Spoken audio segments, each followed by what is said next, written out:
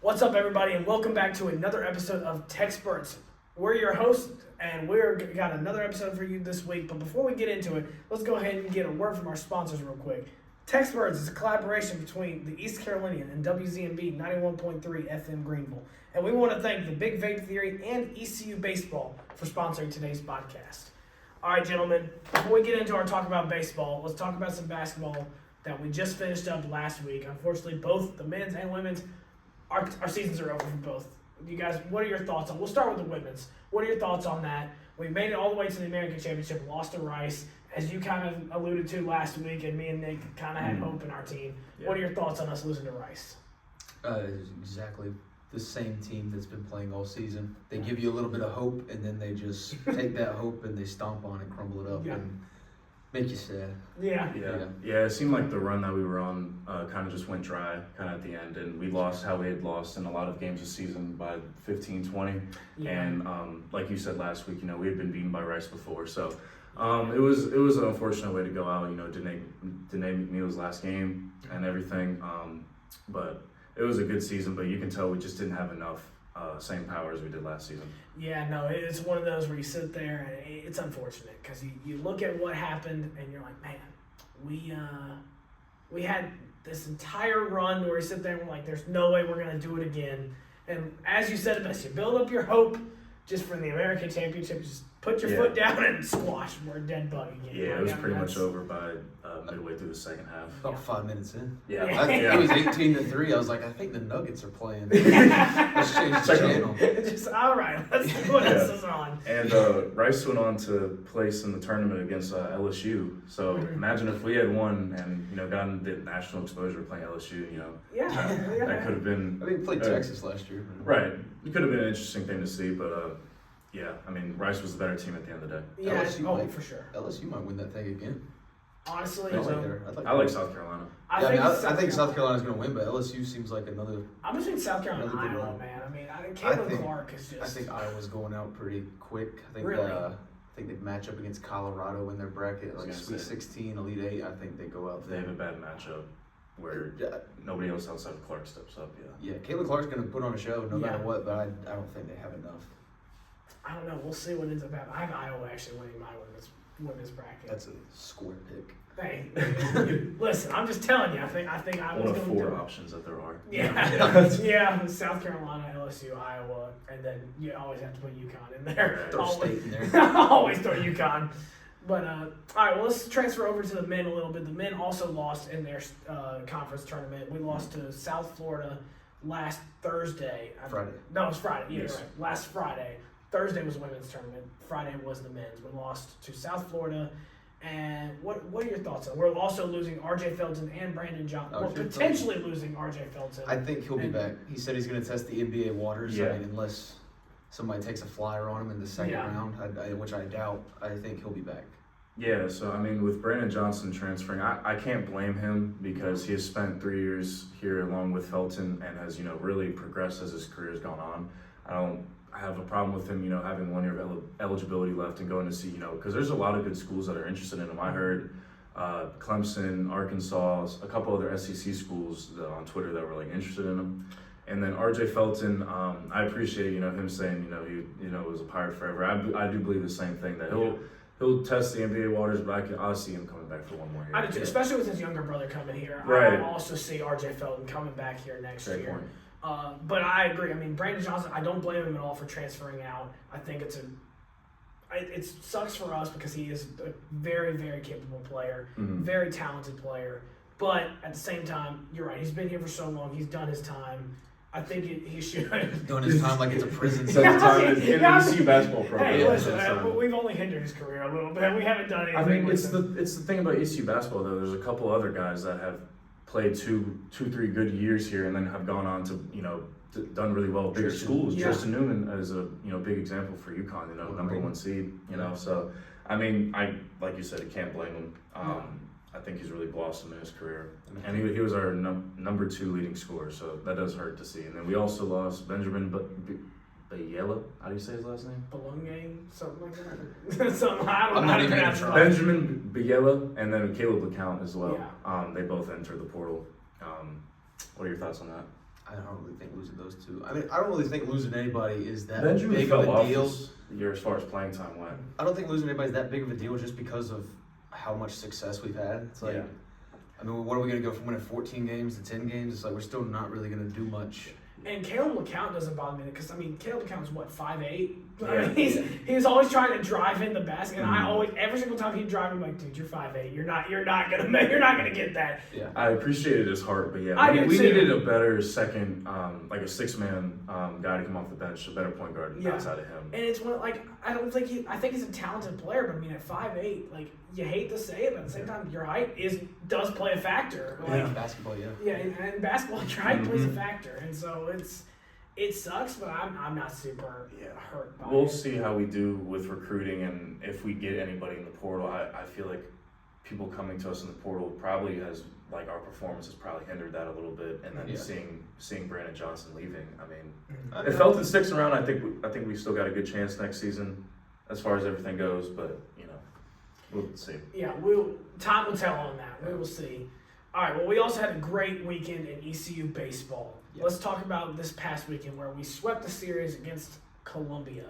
What are your thoughts on that? I was bored to death with how bad we were beat. Like, I think the Friday night game, Yeah. the 7th inning lasted like an hour, it felt Yeah. like. Because, I mean, they just could not get us They couldn't out. get the outs. They could not get out. So, I mean, Parker Bird got an at-bat. That was nice to see. But, yeah, I just could not, for the life of me, watch those games. Just It was so boring. It was nice to see us score points, but it's like, all right, let's pick up the pace a little bit here. It's in the game.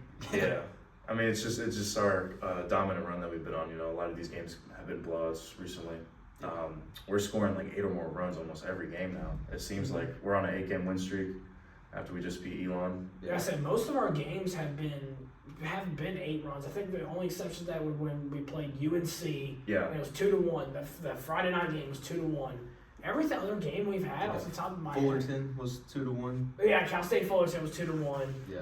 But all the rest of them have been like 7, 8 runs average 7, 8 runs. Yeah. But yeah, I agree. I love what we're doing offensively. I think the batting has just been fantastic for ECU right now. We've Yeah, the whole time. been able to make contact with the ball almost every single, very well. Carter Cunningham specifically. I was gonna say he's looking like the best player on the Carter team. Cunningham specifically has been absolutely dominant at the bat. He has not had a single game this season where he's not gotten a hit, Wow. which is absolutely fantastic.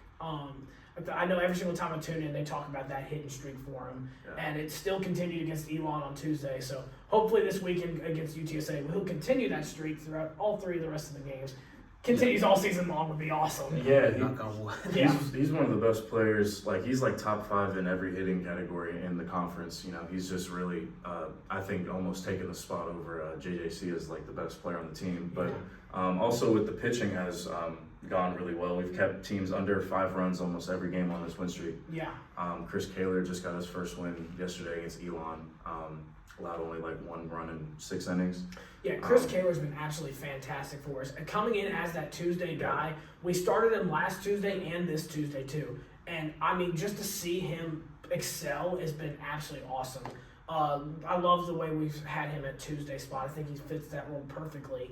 And then seeing Chris Kaler's success, we're seeing a lot. The pitching depth that Cliff Godwin talked about earlier in the year, you're starting to see it now because he's starting to have a role for each of the pitchers. Yeah. Where I mean, me and Cannon were just talking about it there on our show, Grounded and Greenville. We have about 5 or 6 pitchers who are not our starting pitchers who we have full trust in. Yeah. Which is That's huge. Huge.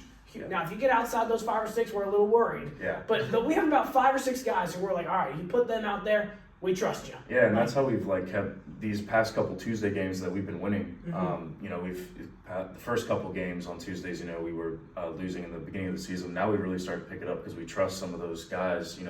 Outside of the starting, the Friday guy and the Saturday guy, we're finding more guys in our bullpen that are helping us on this win streak. Yeah, it's been absolutely awesome. Going into UTSA, we're starting conference play this weekend again at UTSA on the road. What are your expectations for this upcoming weekend? I mean, I'm not too familiar with UTSA, but I'm just excited to get into conference play just Yeah. for a little bit more of a challenge. I mean, it's nice to see us blow teams out. It's nice to be on a win streak, but it gets a little old seeing Columbia and Elon and like all these bottom feeder schools, and it's like it's nice to just let's go get some competition. Let's go on the road. Let's play some conference teams. I think what you see a lot more in conference play is the weekend series are more split. It's not a lot of clean sweeps, 3-0s, which is entertaining to watch. And UTSA, they're about middle of the road. They're 10-11. They've won 2 out of their last 5. So I'm excited for conference play. I am too. But like I was talking about earlier today, I think we get there. It's conference play. It's a tougher opponent just because they are in your conference, so it means more to both sides whenever you get in conference. And like you said just a second ago, you don't see as many sweeps when in conference. Now, granted, I would love to come out and just sweep UTSA, prove that we are the most dominant team in the American, as we all know and love, that we are the most dominant team in the American Conference. No one comes close. Nobody's even remotely close. The only one that's remotely close is Wichita State, and maybe Charlotte if they get there. Yeah. Maybe. But other than that, we're number 1 in the American. I would love to go out and prove that this week and make a big statement sweep over UTSA. Continue our winning streak because we've got a very solid winning streak going on right now. I would love to see us do it. Who knows how long the winning streak could go on? Because we have UTSA, and then we on Tuesday we play UNCW, which we had already beat, and now we play them at home this time. Now UNCW is one of those very interesting team. They're very back and forth, whether they're going to be really good or really just poor, and you never know which team you're going to see. We beat them 2 Tuesdays ago.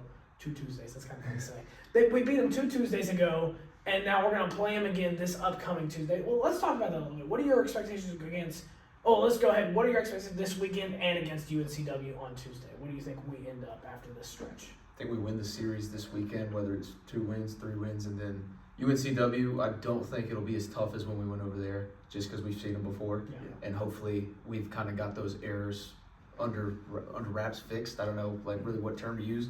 So hopefully it's not as bad of a game as that last one was. Yeah.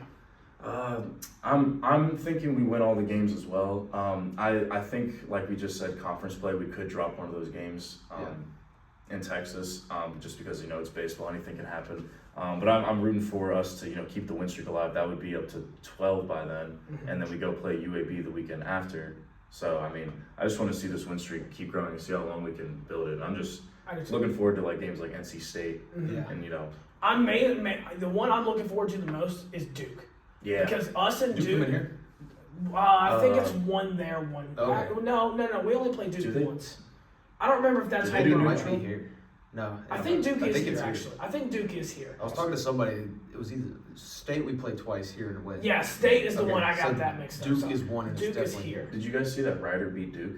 I did. Which helped us out tremendously. Ryder beat Duke. Yeah. But once again, that was a Tuesday game. Yeah. Which is one of those where you sit there. The midweek games are. They're traps. They're traps. They're trap games. And that was the game after they had just beaten Wake Forest in their series game. So you sit there and delegitimize everything they just did. It's one of those. Yes, Ryder beat Duke. However, you just beat Wake Forest. They're running low on arms. Then they go in and play. It's almost like us whenever we played Campbell right after we beat UNC. Yeah, because we used everything in that UNC. We used everything we had against UNC. Went into Campbell and they exposed it. It's one of those. It was only a one-run game, but I think it was a similar situation here. Now, granted, Campbell's a lot better team than what Ryder was. Right. So, say what it is. 2 guys get hits on us the whole weekend. Yeah. And they were both home runs or something. Yeah. And so, but like you said, I think Duke and ECU are the 2 best teams in North Carolina when it comes to baseball by far. Yeah. Say what you will. I know it's a little bit of a controversial take. No, it's not. Duke and ECU are the best 2 teams in college baseball in North Carolina.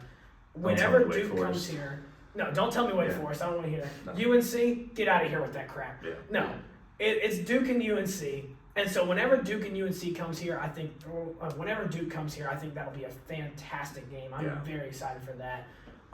Just to prove that we're the best team. Prove that we're the best team in the state because we are. We all know it. We all know we're the best. That's a little bit of a homer take, but yeah. A little bit. Yeah, love it. I gotta have a little bias. Yeah, you have to. I wouldn't be wearing this shirt right now if I didn't have the bias. Yeah. But needless to say, UNCW is a tough opponent. Let's keep it how it is. UNCW, whenever you get the in-state opponents, North Carolina for baseball, everybody's tough. Everybody is, except for App State. But everybody's tough except for App They State. have a pretty field though. They do have a gorgeous field, but It seems like that's the only thing everybody talks about App State. It's like the foliage, man, the scenery is Yeah, nice. that's but it. Everything else. but that's it. But you said whenever you get North Carolina baseball, everybody's tough. So UNCW, we only beat them by 1 run in extra innings last Tuesday. Mm-hmm. I think they'll hold us tough. I think we'll end up beating them because we are here at home, and I think that'll be huge. Yeah. But they'll play us tough. It's going to be a good game. Now, this For sure. weekend, I can see it's either 2 or 3 wins. I don't know which one yet. I would like to see 3 wins. I'm If on we- the fence too. With the If two we and the drop three. one, Either way. it happens. Yeah. If Yeah. we drop one, it happens. I doubt we get beat by like 18.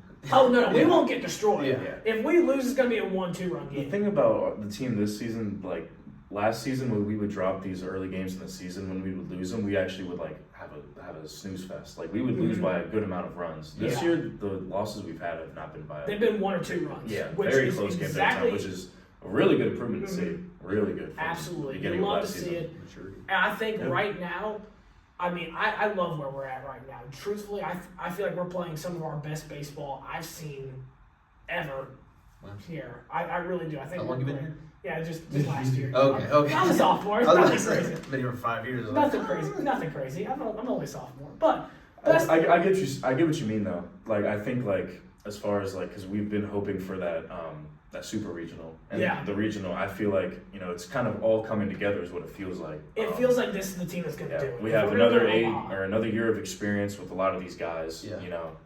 It's kind of like Purdue how like they got to get it done this year. What, Yeah. basketball? Yeah.